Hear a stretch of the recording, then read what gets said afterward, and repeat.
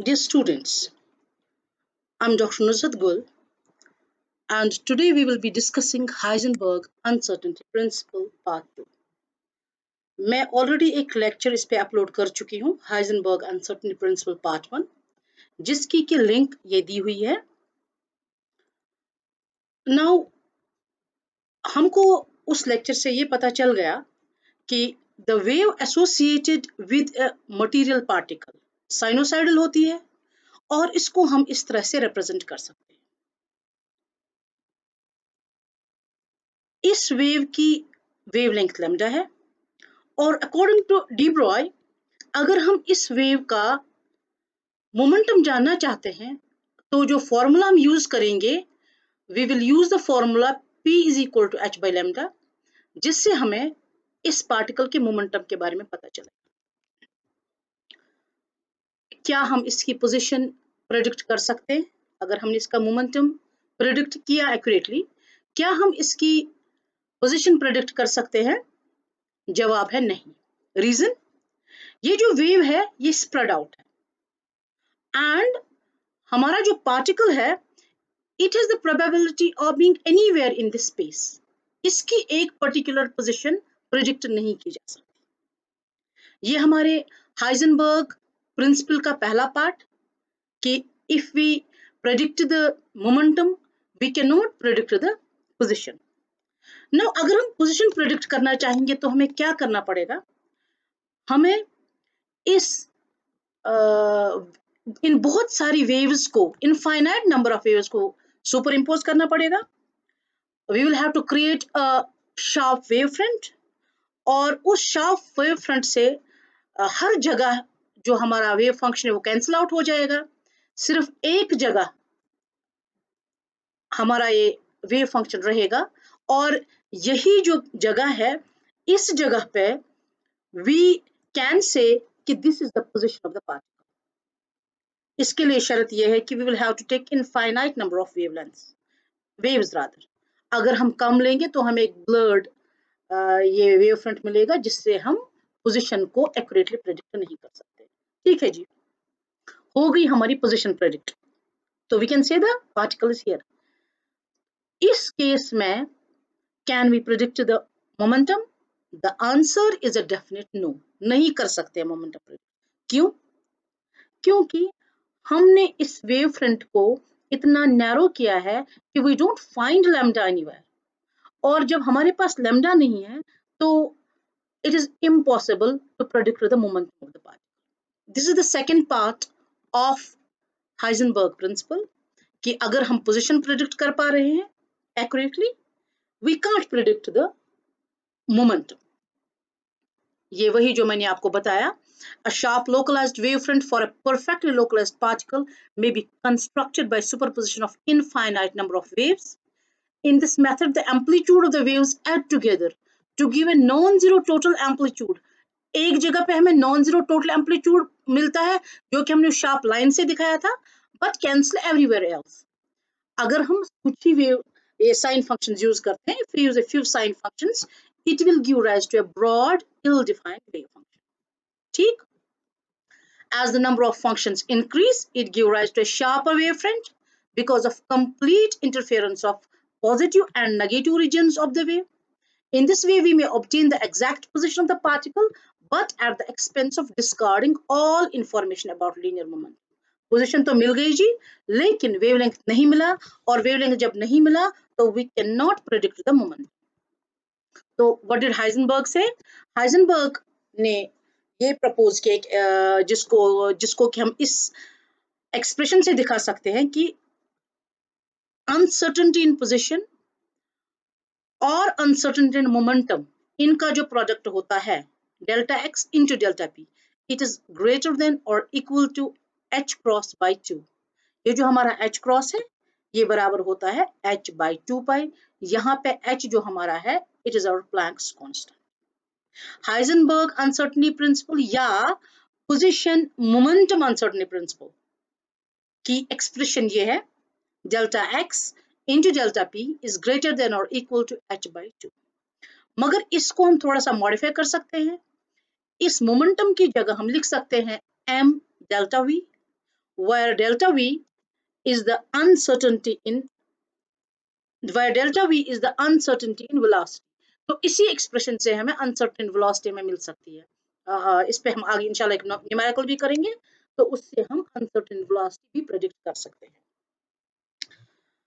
इस इक्वेशन का मतलब है कि अगर हम delta x and delta P, अगर डेल्टा एक्स बढ़ जाता है तो डेल्टा पी कम होगा, और अगर डेल्टा पी बढ़ जाता है तो डेल्टा एक्स कम होगा। यानी कि अगर अनसर्टेनिटी इन पोजीशन बढ़ती है तो we can predict this momentum more accurately, और अगर अनसर्टेनिटी इन मोमेंटम बढ़ जाती है तो we can predict the position accurately. According to this equation, the more closely the position of a particle is specified, smaller the value of delta x, means greater is the uncertain momentum, larger the value of delta p, parallel to that coordinate and vice versa। यहाँ पे एक बहुत ही जरूरी बात है, और वो ये है कि जो हमारा पोजीशन और मोमेंटम है, हम ये साइमल्टेनियसली प्रिडिक्ट नहीं कर सकते हैं सिर्फ अगर ये दोनों अलोंग द सेम एक्सिस है। यानी कि अगर आपके पास position is along x axis और उसका जो मोमेंटम है it is perpendicular to the position, when these two are perpendicular तो आप डेफिनेटली प्रेडिक्ट कर सकते हैं position as well as momentum। यानी कि you may find out the position and the momentum accurately, but if they are on different axes, ये Heisenberg position momentum uncertainty जो है it is applicable to these two quantities when they are along the same axis। अगर ये same axis पे है तो इन दोनों को simultaneously predict नहीं किया जा सकता है। हाँ, अगर ये perpendicular axis में किसी और axis में है तो इन दोनों को आप definitely ये simultaneously प्रेडिक्ट कर सकते हैं। और एक और इम्पॉर्टेंट चीज कि ये जो हमारी अनसर्टेनिटी है ये सिर्फ पोजीशन और मोमेंटम के लिए ही नहीं है, कुछ और क्वांटिटीज भी है, जैसे हमारे पास एनर्जी है, टाइम है, तो they also follow this uncertainty principle, right. यानी कि we can not predict energy and time simultaneously. तो ये जो हमारे ऐसी क्वांटिटीज है जिनको कि हम साइमल्टेनियसली प्रेडिक्ट नहीं कर सकते हैं, such quantities that cannot be determined simultaneously, they are referred to as complementary। ऐसी quantities जिनको आप एक साथ नहीं रेफर कर सकते हैं, इनको हम कहते हैं, what do we call them? We call them complementary, that these are complementary to each other। अब बताएं इस हाइजेनबर्ग अनसर्टेनिटी प्रिंसिपल की implications क्या है। आपको पता है कि क्लासिकल मैकेनिक्स में what we used to do, हम प्रेडिक्ट करते थे कि जो हमारा न्यूक्लियर मॉडल ऑफ एटम, हम प्रेडिक्ट करते थे कि electron moves around the nucleus in an orbit. ठीक है, यानी कि जब हमने ऑर्बिट की बात की, हमने एक पर्टिकुलर पोजीशन की बात की और हमने एक पर्टिकुलर मोमेंटम की बात की। यानी कि according to the classical model जो पहले प्रेडिक्ट हो गए दीज एटॉमिक मॉडल्स, उनके हिसाब से we could simultaneously predict the this position as well as momentum of the electron. जब हमने पोजीशन और मोमेंट, जब हमने एक पाथ दिए एक इलेक्ट्रॉन को, यानी कि हमने इसकी एक पर्टिकुलर पोजीशन और मोमेंटम असाइन, लेकिन हाइजेनबर्ग के हिसाब से this cannot happen, this is ruled out. इससे क्या हो गया, यानी कि जब आपने पोजीशन और मोमेंटम दे दी तो आपने ट्रैक की बात की, लेकिन हाइजेनबर्ग के हिसाब से आप इस ट्रैक की बात ही नहीं कर सकते। व्हाट डिड हैपन, इससे हुआ क्या, इससे ये हुआ कि पूरे इलेक्ट्रॉन की केमिस्ट्री ही बदल गई, चाहे वो इलेक्ट्रॉन एटम में हो, चाहे वो इलेक्ट्रॉन मॉलिक्यूल में हो। तो इससे केमिस्ट्री पे प्रोफाउंड इफेक्ट्स हो गए, नई ब्रांचेस केमिस्ट्री की सामने आई and it almost changed the whole of chemistry. अब सवाल ये है कि इस चीज को आते आते बहुत टाइम लग गया। हाइजेनबर्ग अनसर्टेनिटी प्रिंसिपल को लोगों ने जब तक इस बात को अप्रिशिएट किया, इस अनसर्टेनिटी को अप्रिशिएट किया, इसमें बहुत टाइम लग गया। तो व्हाट वाज द रीजन, तो रीजन जानने के लिए हम एक न्यूमेरिकल करेंगे। न्यूमेरिकल क्या है हमारा, calculate the uncertainty in the position of a particle of mass 1 gram if the uncertainty in its velocity is known to be 1 micrometer per second। इसमें क्या है, मास दिया गया है और अनसर्टेनिटी इन वेलोसिटी दी गई।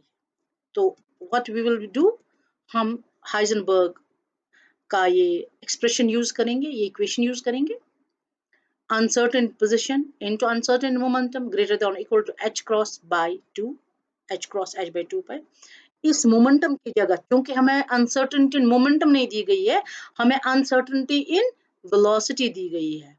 तो व्हाट वी विल डू, हम इसको चेंज करेंगे in terms of velocity, delta P की जगह लिखेंगे हम एम डेल्टा वी, राइट। तो हमने लिखा delta x is equal to h cross by 2, इस डेल्टा पी को नीचे आना था, इसकी जगह हमने लिखा एम डेल्टा वी।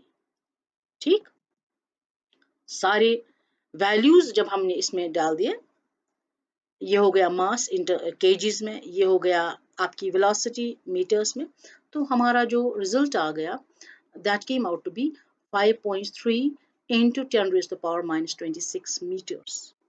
अगर हम इस नंबर को देखते हैं, we see it is negligible। It was for this reason, ये इतना छोटा था, ये अनसर्टेनिटीज इतनी कम होती थी कि वी कुडंट अप्रिशिएट। इसकी एक बहुत बड़ी वजह थी कि हम इनको मटेरियल पार्टिकल्स जिनका एक सिग्निफिकेंट साइज होता था, जैसे हमने यहाँ पे लिया है 1 ग्राम, तो उनके लिए हम ये यूज करते थे। इसका क्या वैल्यू निकलता था, the value turned out to be very very small, बहुत कम।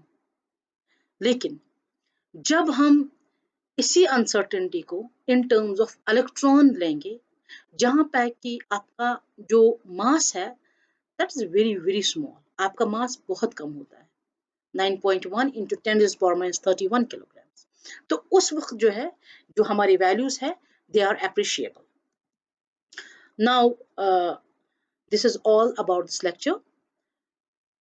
This is all about Heisenberg principle. I hope now you will be able to appreciate this concept, and you will be able to appreciate the existence of our quantum mechanics. Thank you so much.